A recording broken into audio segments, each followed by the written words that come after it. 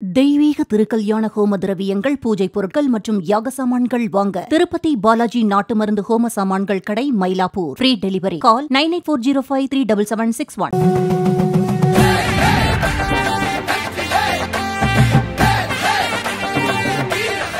ஏறுமையில் ஏறி விளையாடு முகம் ஈசரோடு ஞானமொழி பேசும் முகம் ஒன்று, கூறுமடியார்கள் வினை தீர்த்த முகம் ஒன்று, குன்றுருவர் வேல்வாங்கி நின்ற முகம் ஒன்று, மாறுபடு சூரரை வதைத்த முகம் ஒன்று, வள்ளியே மனம் புணர வந்த முகம் ஒன்று, ஆறுமுகமான பொருள் நீ அருளல் வேண்டும் ஆதி அருணாசலமாய் அமர்ந்த பெருமாளே. மிக மிகச் சிறப்பான முறையில் முருகனுக்கான மாநாட்டை எடுத்து தகத்தகாயமாக மிளறுகின்ற இந்த அரங்கத்தை, மேடையை அமைத்து தந்திருக்கின்ற தமிழ்நாடு அரசுக்கும் அறநிலையத்துறை சார்ந்த அனைத்து பெரியவர்களுக்கும், அறநிலையத்துறை அமைச்சர் அவர்களுக்கும், இணைந்து பணியாற்றி கொண்டிருக்கின்ற அனைத்து அரசு பணியாளர்களுக்கும்,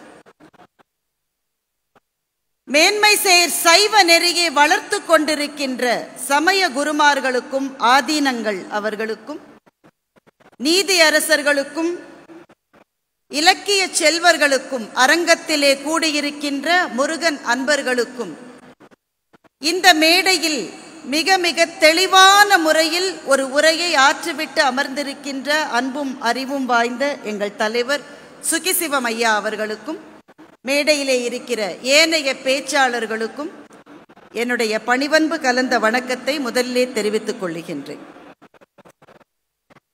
முருகனை போற்றுகின்ற 3 தமிழில் முந்தி வருவது இயல் தமிழ் என்று பேசுவதற்காக நான் வந்திருக்கின்றேன். கொடுக்கப்பட்ட நேரம் குறுகிய நேரம் என்பதால் வேகமாக பேசிவிட்டு அமர எனக்கு விருப்பம். இது கொஞ்சம் எனக்கு வித்தியாசமான களம்.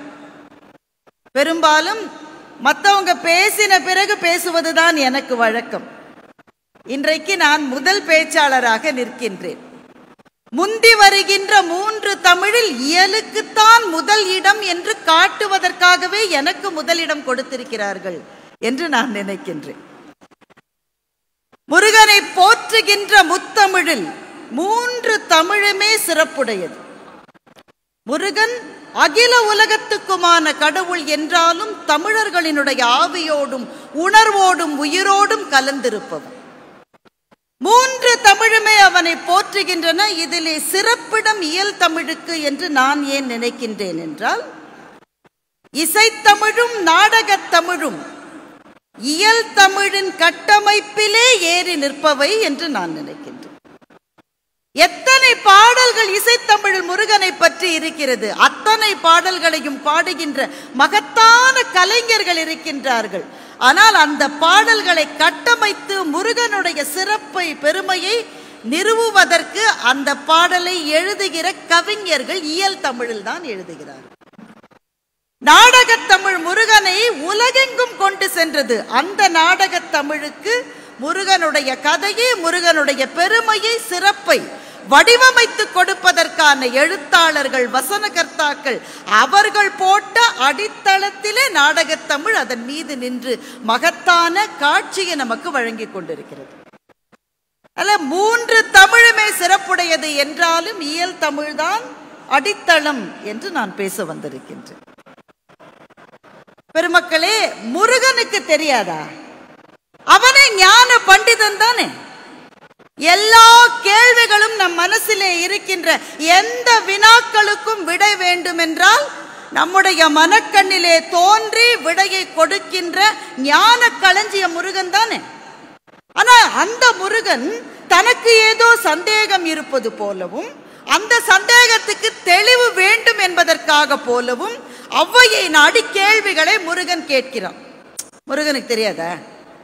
எது பெரியது என்று ஔவையை கேட்கிறான்.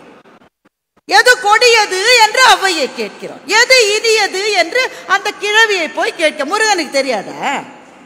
ஏன் ஔவையிடம் அந்த கேள்விகள் வைக்கப்பட்டது என்றால், ஔவையினுடைய இயல் தமிழின் இன்பத்தை முருகன் நுகர வேண்டி அந்த கேள்விகளை வைக்கின்றான். எது பெரியது என்று கேட்கின்றான். பெரியது கேட்பின் எரிதவள் வேலோய் பெரிது பெரிது புவனம் பெரிது. புவனமோ நான்முகன் படைப்பு. நான்முகன் கரியமால் உந்தியில் வந்தோன்.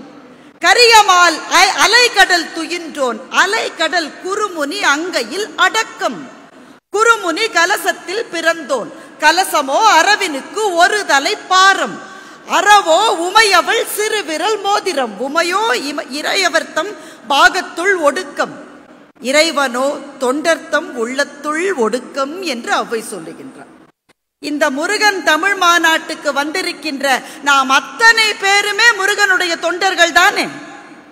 எது ரொம்ப பெரியது என்றால் இந்த தொண்டர்கள் தான் இறைவனை காட்டிலும் அதிக சிறப்புடையவர்கள் என்று அவ்வை சொல்லி முருகன் தெரிந்து கொண்டான் என்றால், ஔவையினுடைய தமிழை, இயல் தமிழின் சுவையை முருகன் கேட்க விரும்பினான். அதனால் கேள்விகளை படைத்தான்.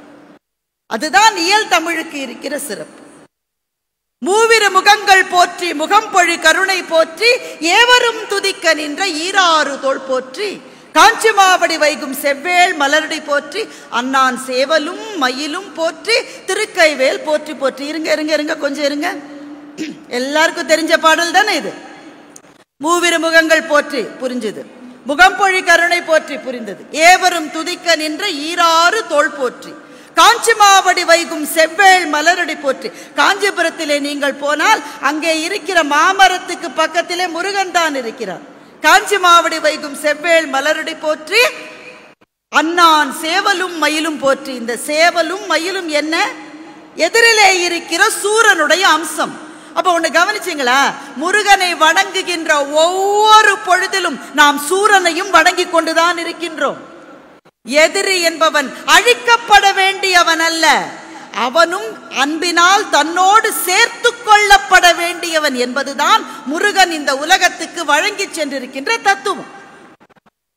ஒரு சமயத்தை தத்துவத்தின் மூலம் நிலைநிறுத்த வேண்டும் என்றால் அது இயலினால் தான் முடியும்.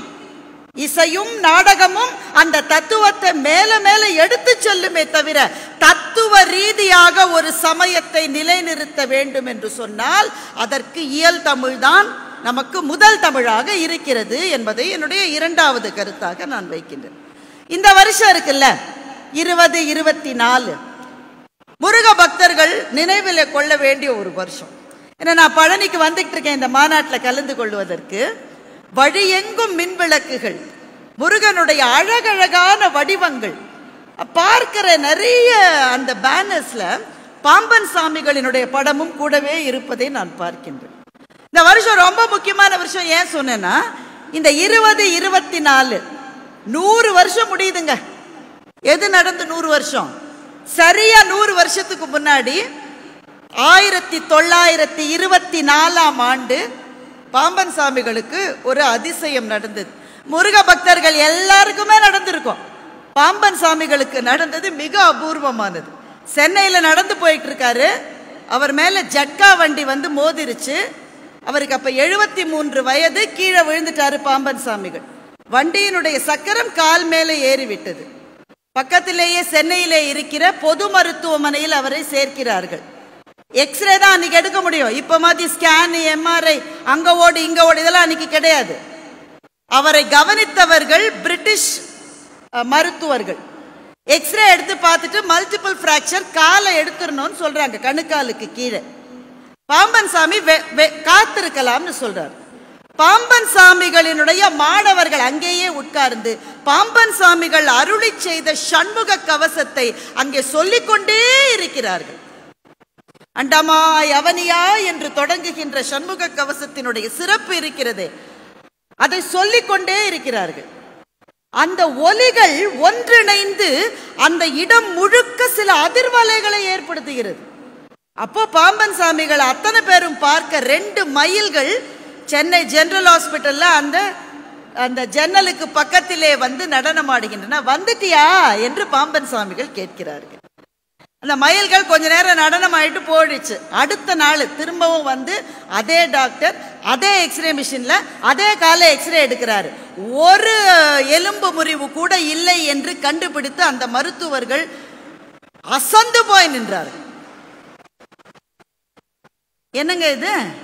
நேத்துக்கு எடுத்த எக்ஸ்ரேல இருக்கு மல்டிபிள் பிராக்சர். இன்னைக்கு எடுத்த எக்ஸ்ரேல ஒரு எலும்பு முறிவு கூட இல்லை என்றால் இங்கே இருக்கிற இந்த குக கடவுள் இருக்கிறானே, அவன் மனம் என்ற மாய குகைக்குள்ளே இருந்து மகத்துவங்களை நடத்துகிறவன், மயிலிலே ஆடுகிறவன் மனமோகன்.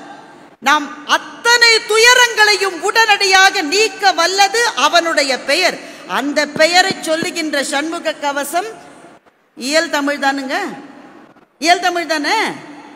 குக பரம்பரைன்னு ஒன்னே சொல்லுவாங்க, அதை சொல்லிட்டு நான் விடை பெற்றுக் கொள்கிறேன். குக பரம்பரை என்றே ஒன்று இருக்கிறது.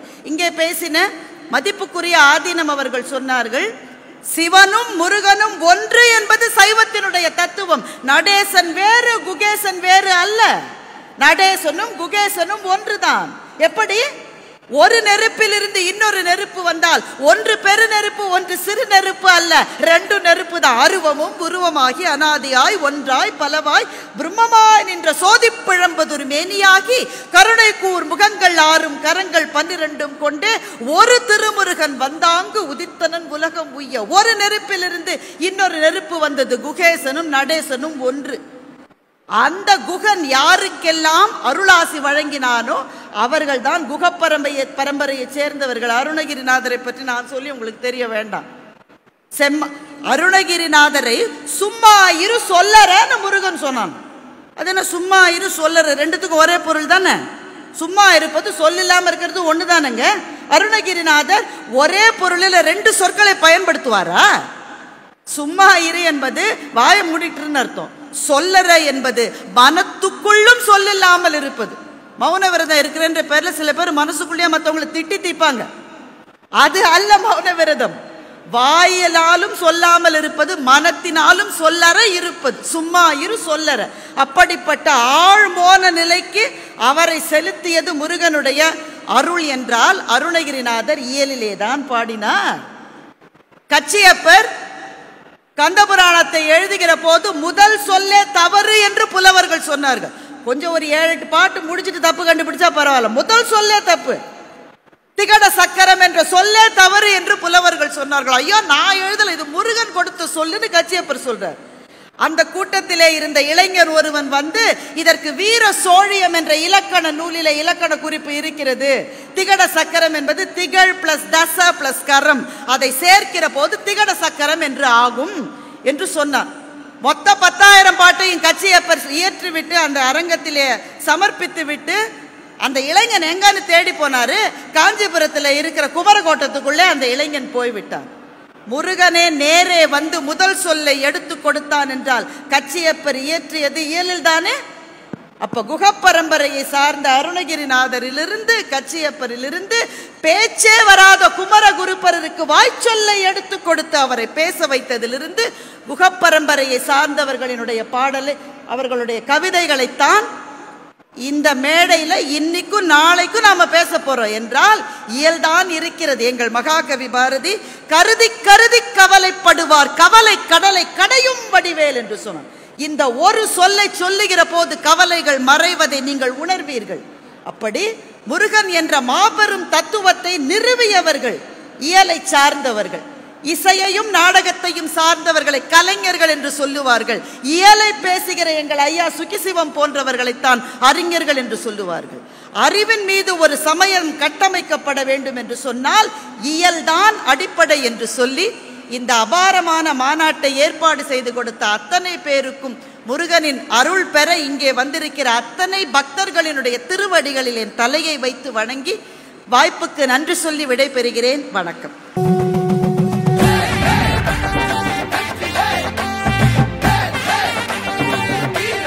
தெய்வீக திருக்கல்யாண ஹோம திரவியங்கள், பூஜை பொருட்கள் மற்றும் யாக சாமான்கள் வாங்க திருப்பதி பாலாஜி நாட்டு மருந்து ஹோம சாமான்கள் கடை, மயிலாப்பூர். Free delivery. கால் 9840537761.